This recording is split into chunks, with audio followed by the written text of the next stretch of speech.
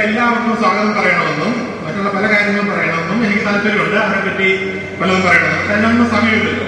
ഞാൻ നൈജീരിയയിൽ പോകുമ്പോൾ സാധാരണ ഉള്ളൊരു പരിപാടിയുണ്ട്. അവിടെ വരുന്ന എല്ലാ ചീഫ്മാരെയും നമുക്ക് പേഴ്സണലായിട്ട് പേരെടുത്തിട്ട് റെക്കഗ്നൈസ് ചെയ്യണം.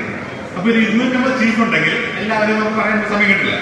അപ്പോൾ അവിടുത്തെ സ്റ്റാൻഡേർഡ് എന്താണെന്നുണ്ടെങ്കിൽ സ്റ്റേജിൽ വന്നിട്ട് പറയും all protocols duly observe. So all protocols duly observe. I will start with my brief speech. എനിക്ക് 5 മിനിറ്റാണ് തന്നിരിക്കുന്നത്.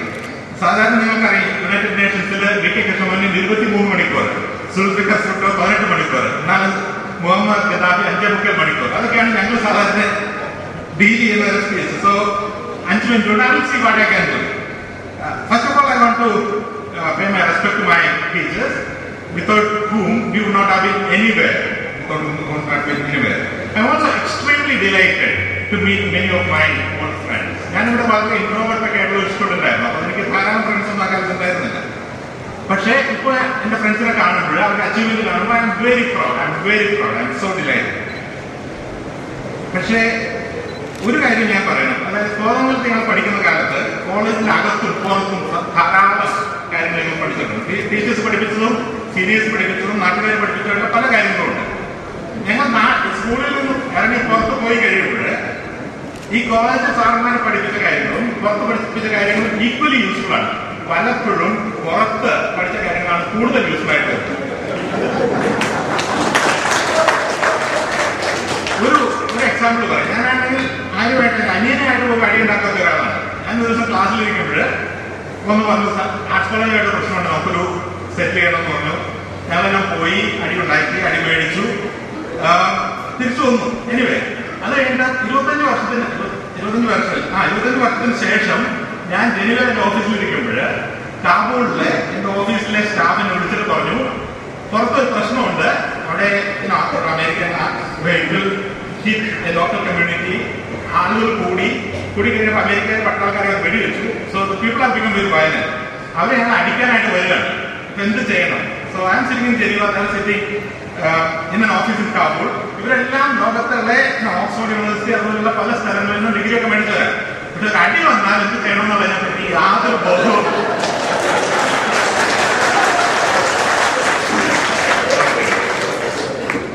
അപ്പൊ വാസ്തവത്തിൽ ആദ്യത്തെ അടി കൊണ്ടതിന് ശേഷം എനിക്ക് പല ബോധങ്ങളുണ്ട്. ഒന്നാമത്തെ ബോധം അതായത് ഈ സൈഡിൽ ഓടിക്കഴിഞ്ഞിട്ടുണ്ടെങ്കിൽ ഫ്രണ്ടിലെത്താതെ നമുക്ക് ബസ് സ്റ്റോപ്പിൽ എത്താന്നുള്ളതാണ്. അപ്പൊ അത് this I know very well. അപ്പൊ ഓടാനുള്ള മാർഗം ആദ്യം കണ്ടുപിടിക്കുക.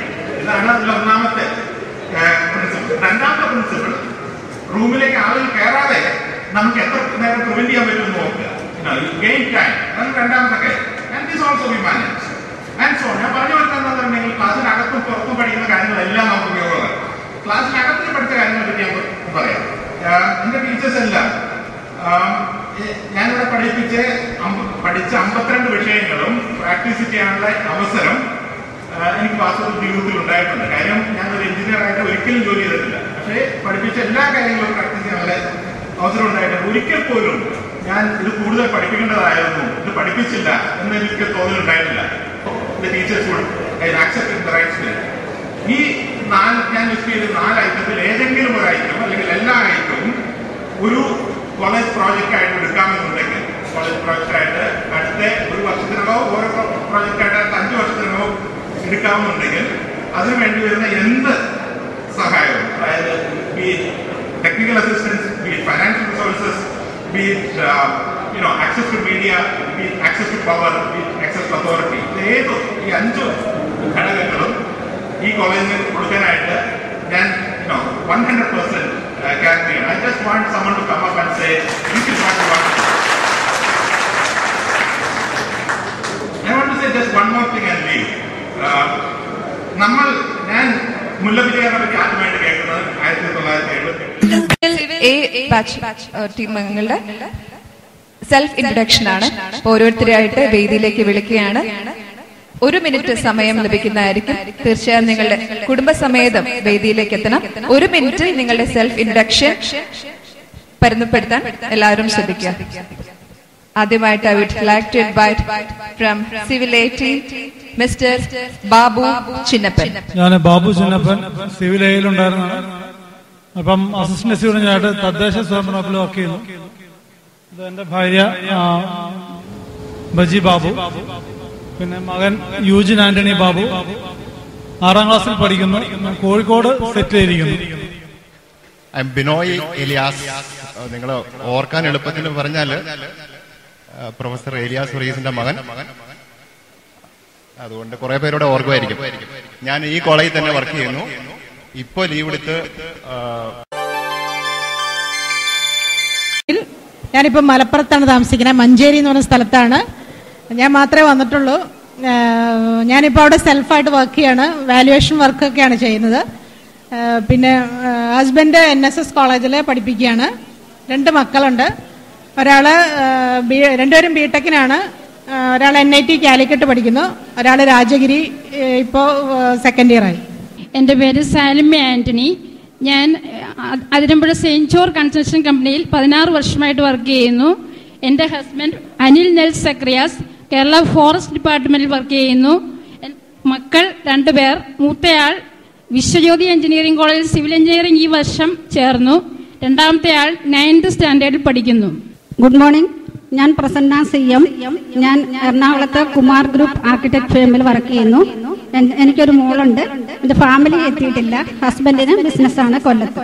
ഞാൻ സന്തോഷ്, സിവിൽ ബി ബാച്ച്,